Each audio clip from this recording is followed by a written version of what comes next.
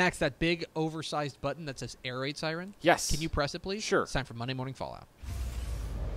Monday Morning Fallout, of course, when we overreact to the football weekend.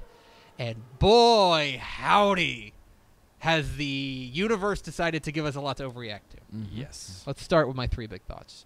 Thought number 1, chaos and near chaos. Last week in Texas high school football, and we talked about this on Tep and Step, the slate was thin. And part of the reason, a big part of the reason, is that there was a lot of bye weeks. There were 385 teams that took a bye week in the UIL. And so the overall number of games was smaller. We're also in the thick of district play, which tends to produce a lot more, lopsided results. Lopsided results. Mm-hmm. You tend to see these things. And yet, you look all across the state, and this was maybe the most chaotic week of the year so far. The most chaotic week of the season. It started Thursday night when Cy-Fair went down to Cy Falls. Mm-hmm. A tremendous win for Coach. Cy-Fair to Cy-Fair. They really did. They beat him at their own game. Great win for Chris Brister and company. They're now in the catbird seat. And I remember thinking, watching that, I was like, you know what? Cool. At least we have one thing to talk about. Because if everything else goes pretty chalky, it'll be fine. Friday night came. Mm-hmm. And Friday night hit hard. Stuff happened Friday night. Hit hard. West Rusk goes on the road and beats Gladewater. It's a really impressive win. That's a super impressive win. Signature win. Mm-hmm. And they're going to be 10-0, by the way. And West Rusk was not. I mean, they had some guys out. They're pretty beat up. And to be shorthanded against Gladewater, yeah, it's very impressive. Is a very impressive win. All of a sudden, you start looking at West Rusk, and you're thinking they are regional title contenders. Yeah, that was really impressive. A number of other games that caught my eye. In 5A. 5A was pretty chalky, although Lufkin got a big scare from Magnolia. Yeah, that was not. Magnolia slung it around. Alito was on the was tied at halftime with Midlothian, and I remember thinking, okay. Nederland got everything they wanted from Barbers Hill. There was just a lot going on in that regard, and that's not even to consider the fact that when you drop down to some of the classifications, I thought Lexington's win over Shiner was the comeback win. Big comeback win. I wonder if Shiner kind of got worn out after running that gauntlet of non-district. Very possible. But it was Pleasant Grove nearly beat Carthage. That's again, all of these games. There you had chaos, so things that came to mind, and also near chaos, where it was games that if they would have gone 1 or 2 points different, you would have gone, whoa. There was a lot going on. You didn't mention the game of the night, which was Temple and Belton. I mean, that was like that's one of the most crazy town banana pants games of the year. It was wild. It was pretty fun Friday night. It was a super fun Friday night, and for a week where there wasn't a ton of games, we had great chaos, and I love it. Bang for the buck. Thought number 2, Texas is different. Oh, I was going to say Max needs to cut that and put it on YouTube. They're different. Obviously, Texas beating Oklahoma is a big deal. It is. Obviously. That is the biggest win of Tom Herman's tenure at Texas. He now has his 3 biggest wins in his tenure at Texas in the last 4 games. Arguably, the last 4. Obviously, the 4 biggest wins with the win over Kansas State, which is a longtime bugaboo of Texas. Mm-hmm. Very impressive. The notion, now the conversation centers around, is Texas back, as a man once screamed.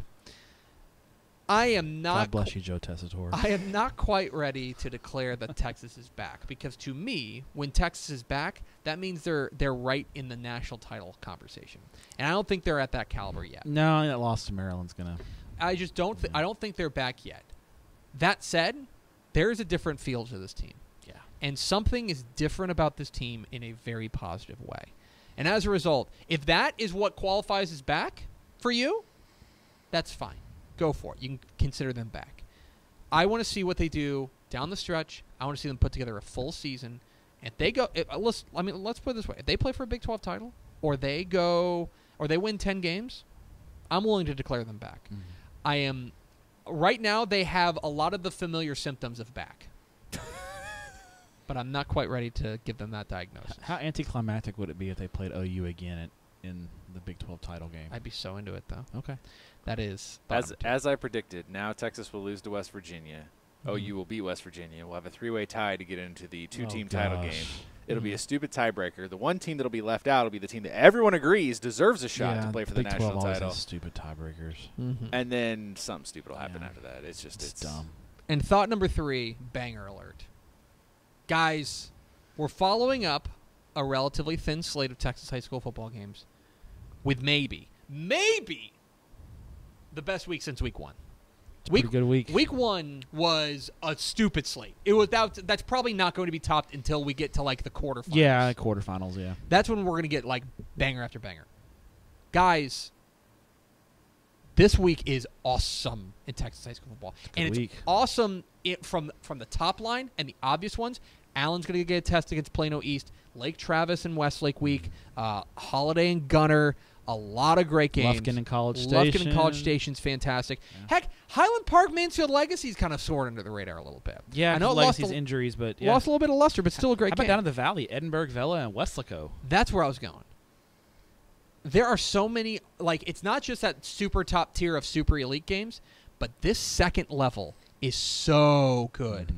I think San Antonio, Madison, Reagan could be a lot of fun.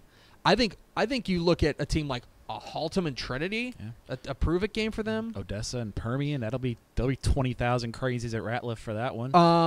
I mean, Salina and Paris. I know you saw Paris, and you were awful smitten with them. Yeah, very Jefferson and Mount Vernon. It is a Buna and Woodville.